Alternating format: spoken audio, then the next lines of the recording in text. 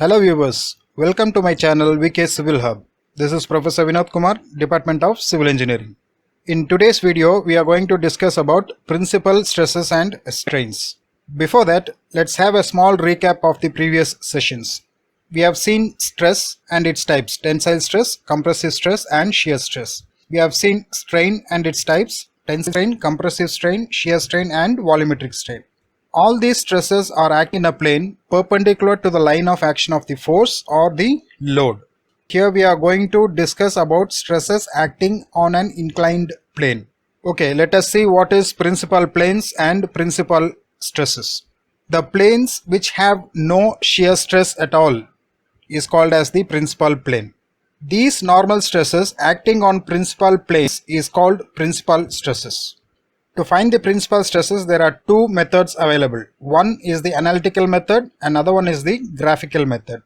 In today's video, we are going to concentrate on analytical method and just case 1. There are many cases. Let's see the analytical method.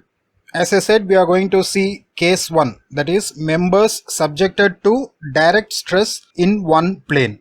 Now you can see the diagram here. This is a body with two forces on either side. We are considering a rectangular member of uniform cross-section area and of unit thickness. Unit thickness means 1. So here let P be the axial force acting on the member. A is your area of cross-section perpendicular to the load P. We know the stress along x-axis is sigma is equal to P by A. This is already discussed in my previous classes. If you haven't watched, I have given the link in the description. You can go there and watch it.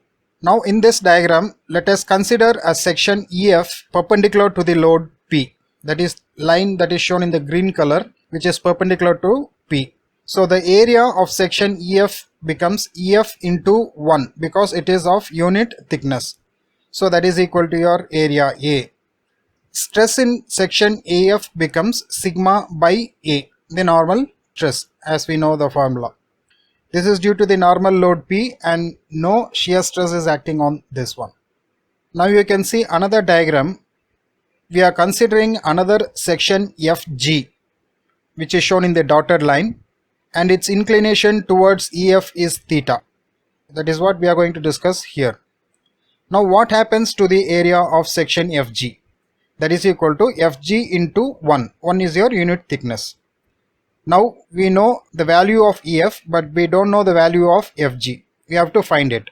Where shall we find it? See here, from the triangle EFG with an angle theta, what is your cos theta? Cos theta formula is adjacent by hypotenuse, that is EF divided by Fg. So from this equation, we get Fg as EF by cos theta. We are cross multiplying it. Okay. This Fg is equal to EF by cos theta. We are substituting it here. Okay. So what happens to this Fg? It becomes EF by cos theta into 1. We already calculated EF into 1 as area of the cross section, normal cross section, that is your A. So this becomes A by cos theta. Hence, the stress on section Fg is equal to force divided by area of section Fg. We know the value of force is P. So P divided by area of section Fg is A by cos theta, which is calculated above. So this cos theta goes up and we get P by A into cos theta. We know the value of P by A is sigma. So we get sigma cos theta as the stress on section Fg. Let us keep this as equation number 1. Now the stress along Fg is resolved into two components, sigma n and sigma t, that is sigma normal and sigma tangential. Component 1 is your normal to Fg and component 2 is tangential to Fg. Let Pn be your component of force normal to Fg.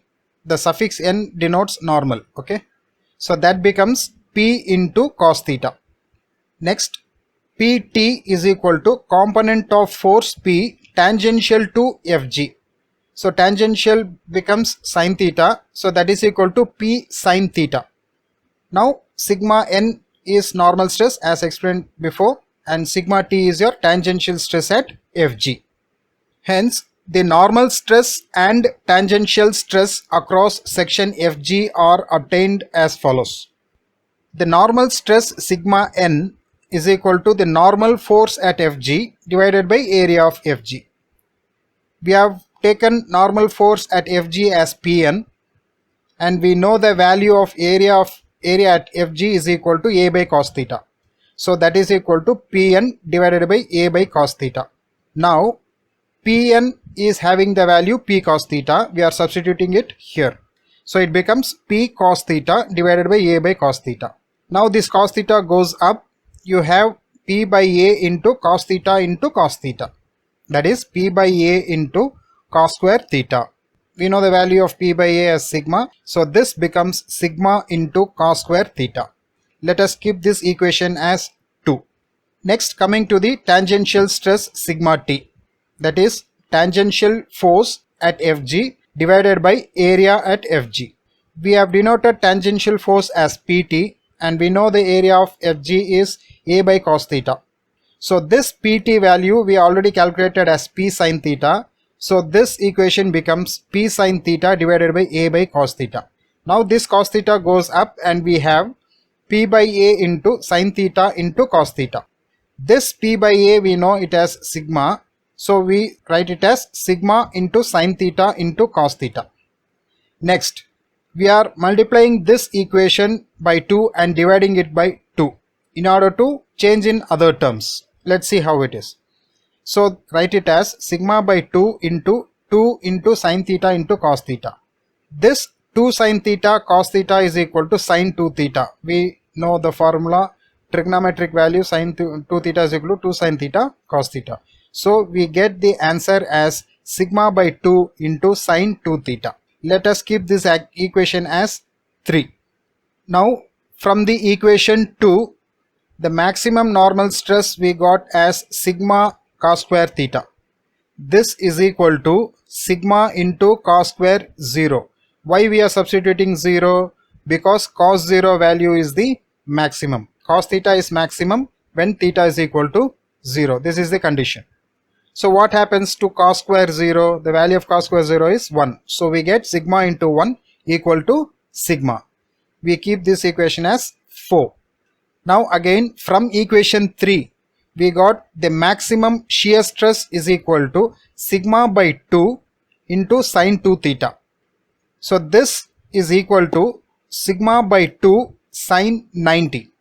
Why we are putting sin 90? Sin theta is maximum when theta is equal to 90. That is sin 90 is equal to 1 we are getting. That is the maximum value from 0 to 1. So this sin 90 value is 1 and we get the answer as sigma by 2. We keep this equation as 5. From the above equations 4 and 5, it is very clear that the maximum shear stress is equal to half of maximum normal stress. This is the condition we are getting, and this condition is being utilized while doing the numerical problems. This is the main condition. Keep this in mind. Now let us see problem number 1.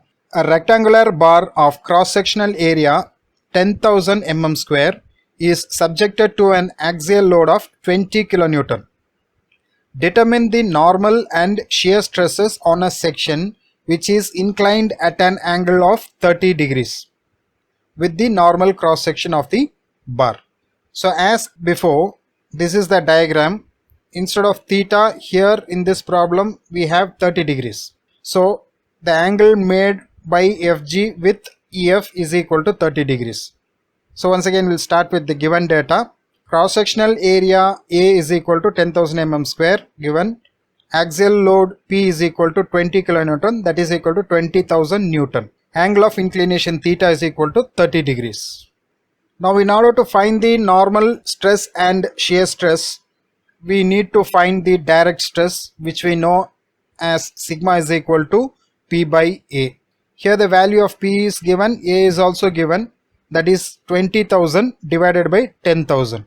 We get it as 2 Newton per mm square. Now what is the formula for normal stress sigma n? Sigma n is equal to sigma cos square theta. That is your equation number 2. Okay, don't forget that. So here the sigma value is 2 Newton per mm square calculated above. That becomes 2 into cos square, theta value is 30. So 2 cos square 30 is 2 into 0.866 the whole square. The value of cos 30 is 0.866. So 2 into 0.866 the whole square gives you 1.5 Newton per mm square. Now what is shear stress sigma T? In equation 3 we got sigma T is equal to sigma by 2 into sin 2 theta. So here the sigma value is 2. So 2 divided by 2 into sin 2 into 30 degrees. So we get 2 by 2 as 1 into sin 2 into 30 degrees 60 degrees. So 1 into sin 60 degrees gives you 0.866 Newton per mm square.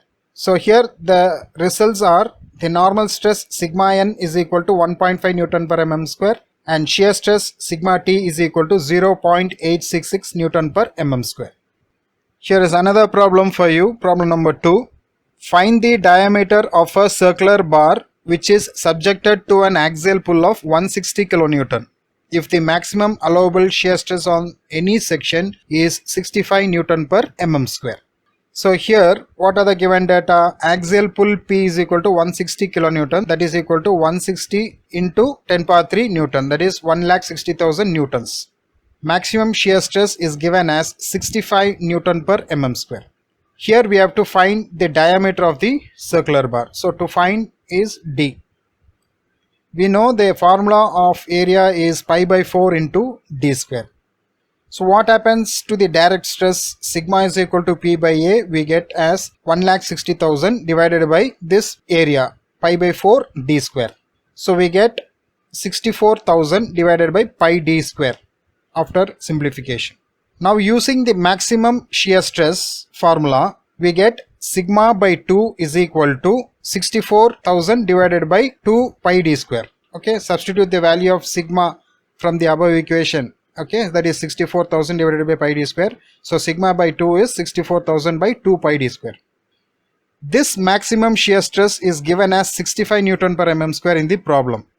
So that is 65 is equal to this value 64,000 divided by 2 pi D square. If you take D square to the other side, the value becomes D square is equal to 64,000 divided by 2 pi into 65. And if you solve for this, we get 1,567. That is D square is equal to 1,567. And if you square root on both sides, we get D as 39.58 mm. Okay, the result is the diameter of the bar is 39.58 mm.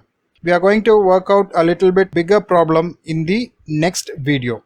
Okay viewers, thanks for your kind patience to watch this video. If you like this video, kindly subscribe to my channel VK Civil Hub, or you can comment in my comment section, or you can contact through vinodkucivil@gmail.com. See you in the next video. Bye.